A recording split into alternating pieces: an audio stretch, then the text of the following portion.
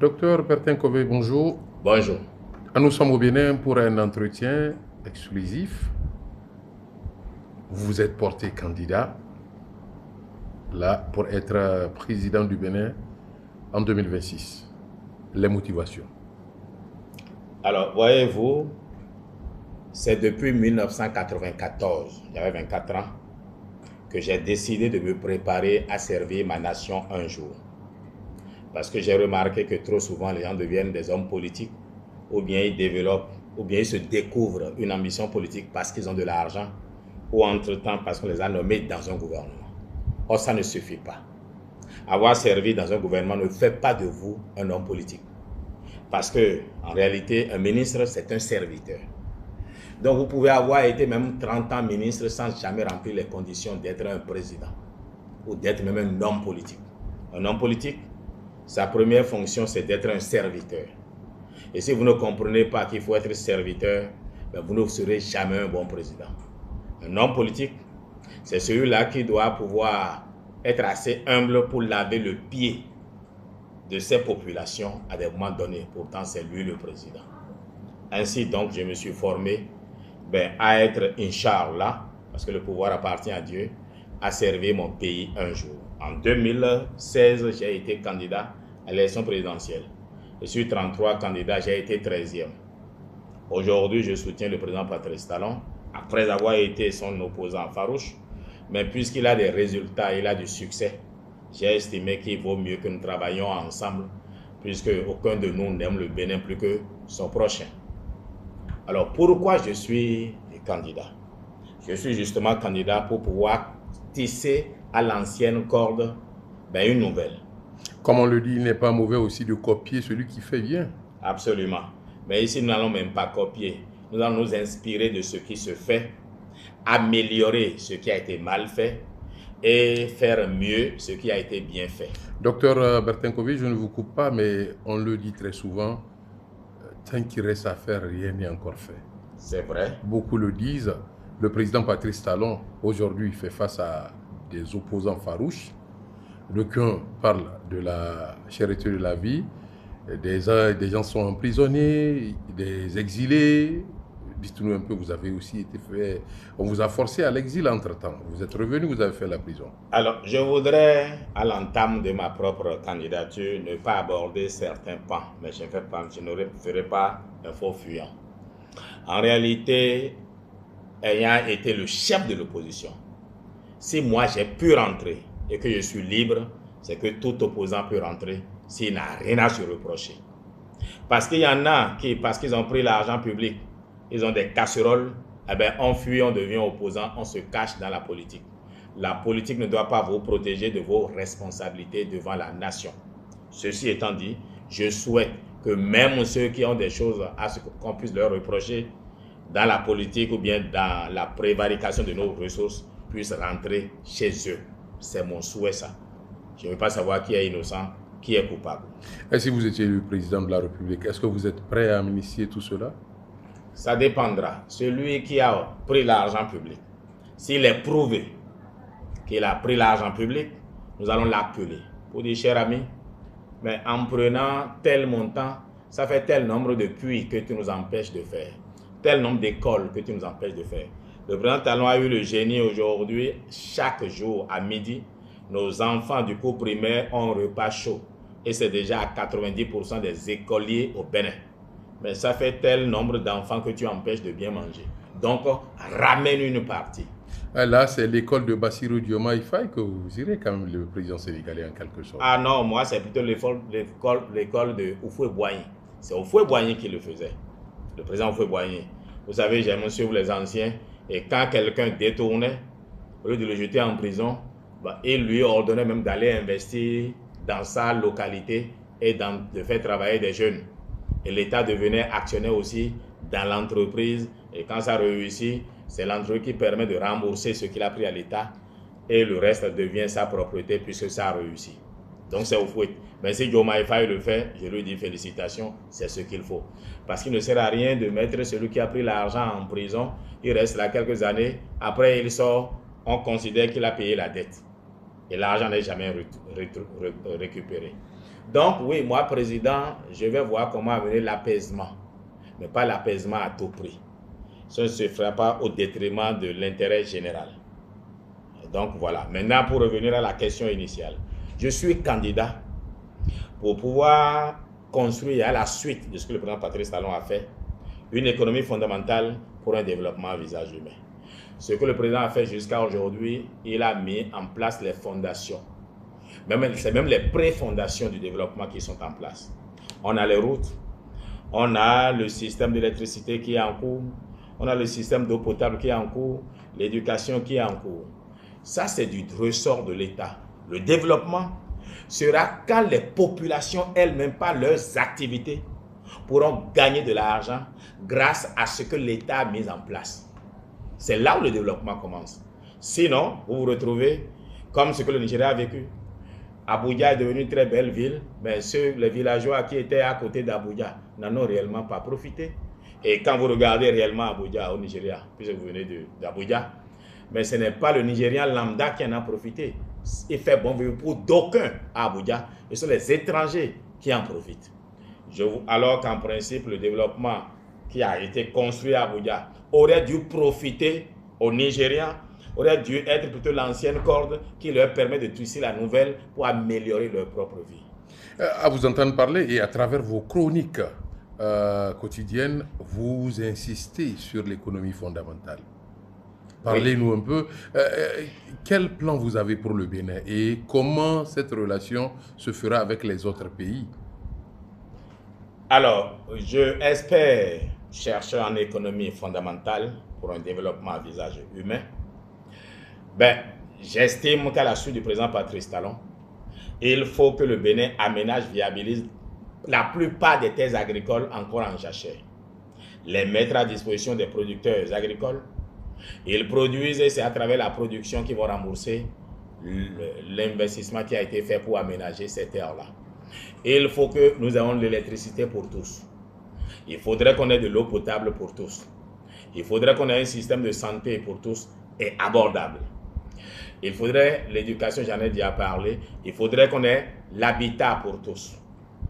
Et l'économie fondamentale, il faut aussi apprendre aux nôtres d'aimer leur culture, de s'habiller tenant compte de leur environnement, de leur histoire, de leur sociologie, de leur culture. Nombreux, malheureusement, sont en veste alors qu'il fait chaud chez nous.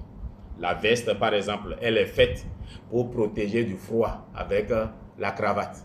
Vous êtes dans une région où il fait chaud et vous mettez en vous protéger contre le froid, vous allez mourir. Donc, il faut commencer par éduquer aussi nos populations à comprendre qu'il faut que leur habillement reflète leur environnement et leur culture. Docteur Bertinkovic, qu'en dites-vous de cette situation, le problème de la monnaie? Les chefs d'État aujourd'hui, beaucoup parmi eux en ont parlé. Il y a eu des conférences, des assises au niveau international. Qu'en dites-vous de cette histoire de monnaie et cette histoire de zone libre d'échange, la ZLECAf également? Alors, la monnaie, avant de venir à la monnaie, il faudrait que nous poussions les nôtres à construire une économie. L'économie, c'est-à-dire la monnaie, est à l'économie ce que la porte est à un bâtiment. Pour que vous puissiez utiliser une porte, il faudrait que vous ayez un bâtiment. Alors, nous voulons souvent avoir notre propre monnaie, mais nous n'avons pas construit d'économie. Je vais prendre le Nigeria, mais qui est un grand pays, qui a sa propre monnaie. Mais regardez comment on ne peut pas compter sur le Naira. On ne peut pas compter sur le Naira. J'ai connu le Naira, un Naira valait plus qu'un dollar. Mais puisque les Nigériens n'ont pas compris que c'est la production intérieure qui soutient une monnaie, les Nigériens ont mis leur temps à boire du champagne dans les piscines, à faire la fête, à acheter les Mercedes. Et voilà, la dévaluation leur a été imposée. On leur a imposé qu'ils aillent sur le marché de la monnaie. Et on a commencé par faire l'offre et la demande du Naira contre le dollar. Au départ, on a lancé en 86. 86, oui. On a lancé 3 Naira pour $1. Aujourd'hui, vous voyez combien on en est. Ce qu'il fallait faire était tout simple. Il fallait juste que le Nigeria cesse d'importer du riz, du poulet, l'huile, diantre. Le Nigeria des terres très fertiles a de l'eau. Mais pourquoi le Niger ne produit-il pas? Vous insistez trop sur l'agriculture. Votre dernière vidéo, ou une vidéo récente, j'allais dire, on vous a vu quelque part où vous disiez que le Bénin aujourd'hui regorge de terres agricoles. Pensez-vous que vous avez les moyens, vous aurez les moyens avec les partenaires pour viabiliser ou faire de ce projet une réalité? Alors, pour faire de ce projet une réalité, j'ai déjà la solution. Ok, laquelle? Ben, c'est le financement islamique. Et quand on dit le financement islamique, on ne demande pas à nos pays de devenir des musulmans. Parce qu'il n'y a pas de contrainte dans l'islam. Sourate 2, verset 256. Il n'y a pas de contrainte. Alors, donc, je vais alors parler de financement participatif ou bien financement sans dette, sans intérêt. En réalité, c'est quoi le processus? L'investisseur qui apporte l'argent, il participe au risque. Si l'argent investi génère des ressources, il participe au partage de bénéfices. Si c'est une perte, il participe à la perte. Donc, je vais prendre une infrastructure Oui. routière, par exemple. Je prends la route Seme-Boda à Lagos, qui devrait être l'autoroute bien sûr. Quand ce sera fait, avec le type de financement, le montant financier dont je parle, ben, c'est à travers les péages qu'on va rembourser l'investissement initial. Et si les sous ne sont pas détournés par les politiciens? Non, les sous ne seront pas détournés, puisque ce sont ceux qui ont investi qui vont gérer l'infrastructure. Aucun politicien, le politicien met le projet à disposition et la banque et l'entreprise qui va réalise, puis ce sont leurs fonds. Et ce sont des fonds participatifs. On va appeler le peuple nigérian est un peuple travailleur. Il y a de l'argent au Nigeria. C'est la responsabilité qui manque. Et de tels projets ne souffrent pas de corruption parce qu'il va bien falloir qu'on rembourse. Donc le travail sera bien fait. Eh bien, enfin, dans la finance classique, on parle de BOT, Build, Own, Operate and Transfer. Ce sera exactement la même chose, mais à la différence qu'ici, qu'il n'y a pas de dette, c'est l'exploitation de la route qui permet de générer des ressources pour rembourser. Je vais prendre des barrages hydroélectriques. Le Nigeria souffre de problèmes d'électricité. Avec un tel modèle de financement, ben, on construit des barrages, c'est-à-dire l'État donne le projet à la banque et à son partenaire technique. Il construit le projet sur fonds propres. Il gère le projet ensemble avec l'État parce qu'il y a une société commune qui est créée qui va gérer l'entreprise. Et ce sont les ressources, les revenus tirés de la vente de l'électricité qui permettent de payer l'argent initial et de gagner de l'argent aussi pour la banque qui a investi. Et au bout de 30 ans, ça redevient la propriété exclusive de l'État nigérian. Donc, ce sont ce type de projets de financement qu'on va utiliser. Et l'argent, il y en a, même les Européens aujourd'hui utilisent le financement islamique, le financement participatif. Mais quand vous parlez de ce financement islamique, ça nécessite quand même une communication autour. Également, comment vous allez peut-être amener la population, pourquoi pas les autorités, à comprendre l'intérêt d'un tel financement? Alors, c'est ce que nous faisons déjà. Et grâce à vous, nous serons mieux connus. Mais nous en parlons déjà. Le problème, c'est l'homme noir a été préparé à ne pas croire en lui-même. L'Afrique ne doit pas copier les autres. Pourquoi vous dites cela? Même si on veut copier les autres, il faut comprendre ce qui est bon. Parce que si le développement de l'Afrique doit se faire à coup de crédit, nous allons devenir esclaves des autres et c'est ce qui nous arrive. Vous avez des financements à 6% quand c'est bien. Sinon, c'est 8%. Même à 6%, ça n'a pas de sens. À 4%, c'est déjà trop cher à mes yeux, selon moi. À 2%, c'est conventionnel. Et combien veulent-vous me donner de financement conventionnel? Il y a de l'argent qui pilule dans les pays du Golfe. Ce sont ceux-là qui vont déposer leurs sous dans les banques européennes, américaines. Travaillons directement avec eux. Il faut qu'ils participent au développement de l'Afrique. Il faut qu'ils gagnent de l'argent en travaillant avec nous. Et nous avons décidé de travailler avec la Turquie, l'Arabie Saoudite, le Koweït, le Qatar, etc. Et même l'Allemagne. Aujourd'hui, l'Allemagne est dans le financement islamique, mais on ne l'appelle pas comme ça. On l'appelle financement participatif. L'autre préoccupation avant la dernière question, quelle est votre relation avec les politiciens béninois? Ah ben moi je suis vu comme Parce l'enfant, que, oui, mais oui. l'enfant terrible de la classe politique. Mais Je, pourquoi vous dites cela? ah ben je dis à chacun ce que je pense réellement. Oui. Parce que je préfère dire la vérité et mourir. Et quand je serai au ciel, je suis sûr que la vérité m'affranchira. Que de mentir pour plaire aux hommes. Je suis aussi un serviteur et je suis au service des populations, même quand j'estime que l'État, tout puissant qu'est l'État, si l'État est en erreur, j'ai le courage de le dire. Vous savez que la politique est faite d'opportunos, profitos, situationnistes qui sont prêts à dire autre chose en privé et autre chose en public. Ils bénissent en public et maudissent en privé. Là, vous faites allusion à qui? Ah, ben à personne, mais c'est la classe politique. Tout récemment, on vous a attendu quand même avec votre bâton de pèlerin. Vous avez critiqué, fustigé une réaction d'un ancien leader politique béninois. Oh, c'est un épiphénomène, donc je peux annoncer ma candidature. C'est trop important pour que je parle de choses qui ne valent pas la peine. Mais je voudrais que chacun retienne que moi, président, je ferai de telle sorte que le Bénin apparaisse comme le 37e État sur le plan économique du Nigeria. Et donc, voyez-vous l'opposition béninoise aujourd'hui donc? Oh, l'opposition béninoise, nous avons une opposition, passez-moi l'expression, une opposition maladive. Ça, c'est vous qui le dites. Non, j'en étais le chef. Je suis parti et ils ne sont toujours pas guéris. Voici de grands messieurs qui ne font que critiquer sans jamais faire de proposition. Et j'estime qu'une opposition, tout en critiquant, doit faire des propositions. C'est comme moi. Il m'arrive malheureusement à jouer leur rôle.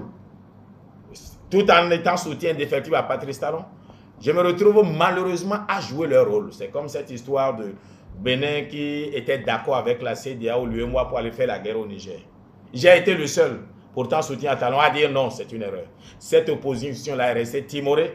C'est 3 mois après, quand elle a vu qu'il n'y a jamais de guerre au Niger, qu'elle a commencé par parler. Non, ce n'est pas une opposition, ça. Mais même au sein de votre famille politique, le BR, certains disent que vous n'avez pas le droit de vous porter candidat sans l'avis ou bien l'aval de votre parti politique. Ben, c'est leur avis. Ils ne savent pas que moi j'ai un destin d'abord. Le peuple, allez voir le peuple à la base, le peuple réclame la candidature de Bertin Kaoubi. Voici quelqu'un qui parle 9 langues. Quelqu'un qui... Vous êtes polyglotte. Ah ben oui, et je l'ai appris à dessein. Je ne veux pas qu'il y ait de traducteur dans chaque localité où j'irai parler à nos populations. Je parle anglais, espagnol et je me débrouille en français. Ceci étant dit, ceux qui disent que je ne dois pas être candidat sans l'avis de mon parti se trompent. C'est pas ce que dit le code électoral, enfin le système partisan.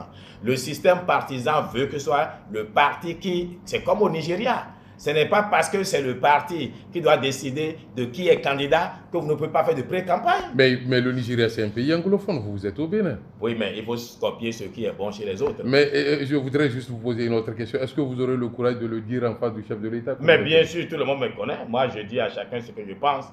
Je n'ai peur que d'Allah, parce que lui seul est souverain. Et si par chance, le président de la République béninoise dit « Mais écoute, docteur, je suis d'accord, je vais t'accompagner ». Je dirais Alhamdulillah Rabbil Alamin, parce que... Là, vous n'aurez pas peur des autres politiciens? Mais vous voulez que j'ai peur de qui? Je vous ai dit que je n'ai peur que d'Allah et de son jugement. Et là où je vous dis, je ne vous en cache pas, j'ai commencé. Notre prophète, Père bénédiction d'Allah, celui a dit, celui qui cherche le pouvoir, il ne faut pas lui donner. Mais en réalité, celui pour qui les autres veulent l'autorité, donnez-lui l'autorité. Ayant compris ça, ben je demande des prières à gauche, à droite, au Niger, au Soudan, enfin bientôt au Nigeria à travers vous, Inch'Allah, au Bénin. Je demander à Dieu de me donner l'autorité. La bonne graine. Si tant est que je ferai un bon président. Parce que le tout n'est pas d'être président. Ma question, je la repose. Pas d'être président. Si le président Talon disait, il dit, mais docteur, je suis d'accord à t'accompagner, quelle sera votre réaction? Ben, je lui dis, monsieur le président, vous avez eu une bonne inspiration, parce que c'est moi que le peuple voulait d'ailleurs. Et vous le savez, le président le sait. Le seul aujourd'hui au Bénin, et ce n'est pas de la prétention, le seul qui peut gagner devant n'importe quel candidat pour le compte du président Talon, c'est moi. Devant n'importe quel opposant, c'est moi qui gagne. Parce que le peuple a fini par me connaître en tant que serviteur du peuple. Mais ceci étant dit, en politique, ce n'est pas seulement la popularité qui fait de vous un président. Il ne faut pas perdre cela de vue. Si le président dit, pour les compromissions et les compromis politiques, il faut que ce soit un autre, je dirais, monsieur le président, salam alaikum, je m'en tiens à votre choix. Seulement celui-là, il va échouer. Et vous êtes sûr? C'est mathématique. Mais quiconque sera président sera mon président. Je vais lui apporter ce que moi je sais, construire un pays pour un développement à visage humain. Mais je sais que ce sera moi-même, Inch'Allah. Tant que le muezzin appellera la prière, eh bien, je suis le candidat vers qui le président Talon va tendre le doigt. La dernière préoccupation, vous l'avez dit tantôt, vous ferez du Bénin le 37e État du Nigeria sur le plan économique. Pourquoi? Mais tout simplement parce que voici, nous sommes à moins de 200 km de Lagos. Cotonou-Lagos, ça ne fait pas 200 km. Vous en revenez. C'est derrière 150. Mais vous avez 20 millions de personnes qui dorment là. Au Bénin, il y a au plus 7 millions de personnes qui travaillent, qui produisent. 7 millions pour un marché de 20 millions. Mais ça vous suffit. Et le Bénin a 700 km de frontière avec le Nigeria. Sur 5 États, on a Kébi en haut, on a Naïga, on a Kwara, on a Oyo, on a Ogun, on a Lagos State. Alors, enfin, ça va 5 directement, mais Lagos à travers ses mains. Mais alors, vous voulez qu'on aille chercher quoi? Nous parlons Bariba ensemble, on parle le Hausa ensemble, on parle le Fulfulde ensemble, on parle le Beau ensemble. Parce que Babangida parle Beau. Le Yoruba également. On parle le Yoruba, on parle le Goun. Ben, nous avons les mêmes cultures, nous sommes le même peuple. Et le Nigeria a une économie, un potentiel économique assez fort pour que nous puissions tirer notre épingle du jeu à travailler rien qu'avec le Nigeria. Et donc, j'aurai même un ministre dont la charge est seulement de suivre ce qu'on fait avec le Nigeria. Mais le Bénin a un ministre des Affaires étrangères aujourd'hui. Ben oui, il va travailler sur la ministre déléguée aux Affaires nigérianes, qui sera sous le ministre des Affaires étrangères. Docteur Bertin Kofi, votre message de fin. Je vous remercie sincèrement de l'insigne honneur que vous me faites de lancer officiellement la communication quant à ma candidature pour 2026. Et je dis au président Patrice Talon que je suis toujours candidat devant lui à son dauphinat. Et je lui dis aussi que s'il entend à l'oreille, qu'il sache que c'est Allah qui l'appelle, parce que je fais des prières avec son nom et le nom du chef de mon parti, Ablaye Biokani, pour que Allah les inspire à voir ce que voit le peuple, à savoir que je suis l'homme qu'il faut pour continuer ce qu'il a commencé. Mais j'en aurais terminé en disant que c'est Dieu qui donne le pouvoir. Si Allah ne m'a pas choisi, eh bien, qu'il inspire le président à choisir mieux que moi, je le soutiendrai. Mais je sais que Allah m'a choisi. Docteur Bertin Kofi, merci de nous avoir reçus. C'est moi qui vous dis merci.